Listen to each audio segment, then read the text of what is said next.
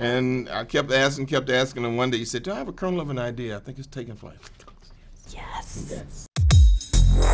Bob, the monorail!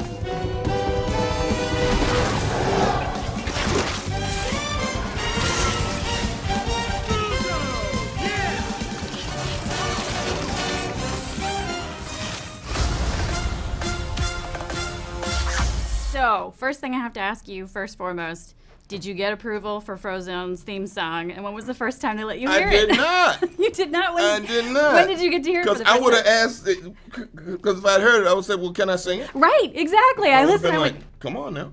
yeah, exactly. Yeah. When was the first time you got to hear it? Was post-production? Really? Yes. Oh my gosh. Do you like it? It's cool. It's a cool song. Yeah, I think it would have been better with me singing it. I think it would be too. I agree. So here's something that I've always wanted to know, watching the first one and going to this one. What's the backstory that we need to know about Lucious and Honey? Oh, I'm keeping that. Oh, you're not going to tell? No. Have you made one? Has Brad told you one? Brad hadn't told me anything. So that feels like a short that needs to happen, right? Or do you like that Honey is just never seen?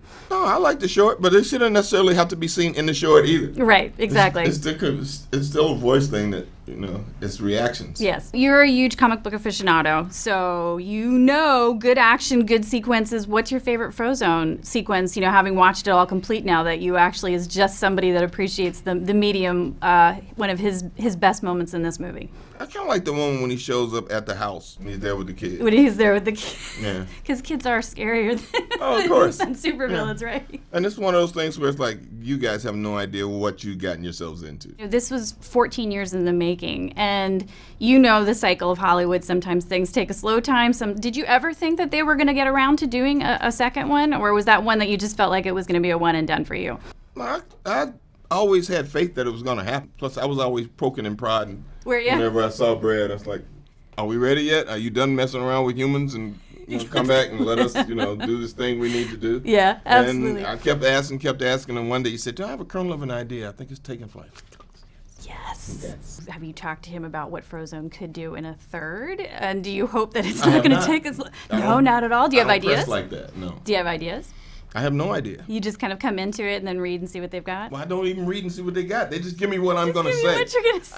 I have never seen a whole script. Did you get a chance at all to read with others, or were you just by yourself on this one? Always. Always on this one. I've only done one scene with someone. That's Craig and I did a scene in the first movie together. Oh, really? When we first leave to go to the fire or whatever. Yeah. We've never done anything together since. Isn't that crazy? When you look at this movie, and you look at how many superhero movies, many of which you've been a part of, have come since, what are you most pleased about seeing? Well, obviously technology has changed just from the CG aspect, but what do you think that you guys have done really well that stands out amongst superhero movies right now?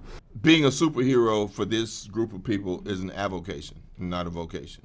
You aren't a superhero to keep the lights on or put food on the table. Right. You still gotta have a job. Yeah. Or something to take care of, which leads her out of the household and leaves him in the house by himself, doing something that he routinely dismissed as easy to do, taking care of the kids.